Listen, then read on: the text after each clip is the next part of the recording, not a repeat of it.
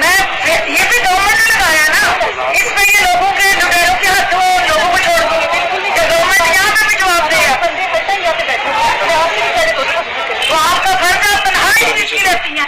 मैं तनख्वाह इस चीज की नहीं लेती हूँ, आप लेती हैं कि यहाँ देखें क्या गलत हो रहा है। मैडम उसको राउंड से बात किया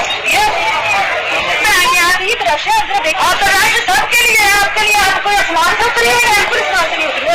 बच्चों के लिए राइट नहीं है, आपको पैदा जान अजीज है, हर की जान एक जैसी है, आपकी हरकत ही नहीं है ऐसी वाली। जिसका पैदा मैंने आपको लगाया उससे पूछते हैं, नहीं है हमारा।